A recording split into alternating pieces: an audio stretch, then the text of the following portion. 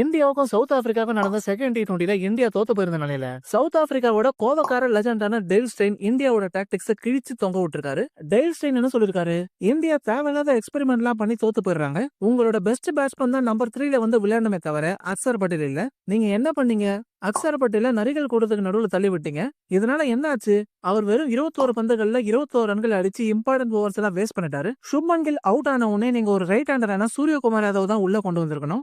ஏன்னா அங்க ஆல்ரெடி ஒரு லெஃப்ட் ஹேண்டரான அபிஷேக் சர்மா இருக்காரு. ஆனா நீங்க என்ன பண்ணீங்க? மறுபடியும் ஒரு லெஃப்ட் ஹேண்டரான அக்சர் பட்டேல நம்பர் 3ல கொண்டு வந்தீங்க. நல்ல வேளை பிளேயர்ஸ் நீங்க யாருக்குமே பதில் சொல்ல வேண்டியதில்ல. உங்களோட கோச்சே அதை பாத்துக்கிறாரு. நீங்க T20 வேர்ல்ட் கப் வரதுக்கு முன்னாடி ஏதோ ட்ரை பண்றீங்கன்னு புரியுது. ஆனா அது நல்லா இல்ல, கேவலமா இருக்கு. நீங்க ஒரு விஷயத்தை சிம்பிளா வச்சுக்கணும். அதாவது உங்களோட பெஸ்ட் பேட்ஸ்மேன் தான் அதிகமான பந்துகளை ஃபேஸ் பண்ணணும். அதை விட்டுட்டு அக்சர் பட்டேல நம்பர் 3ல கொண்டு வந்து பால வேஸ்ட் பண்ண வைக்கிறதெல்லாம் தேவையில்லாத எக்ஸ்பெரிமெண்ட். இதனால அந்த எக்ஸ்பெரிமெண்ட்லாம் சீக்கிரமா இந்தியா கைவிடணும்னு டேல் ஸ்டெயின் தெரிவிச்சிருக்காரு. மக்களே, டேல் ஸ்டெயின் லிட்டரலா இந்தியா இன்டர்நேஷனல் கிரிக்கெட்டை சயின்ஸ் லேப் மாதிரி யூஸ் பண்றாங்கன்னு சொல்லாம சொல்லியிருக்காரு.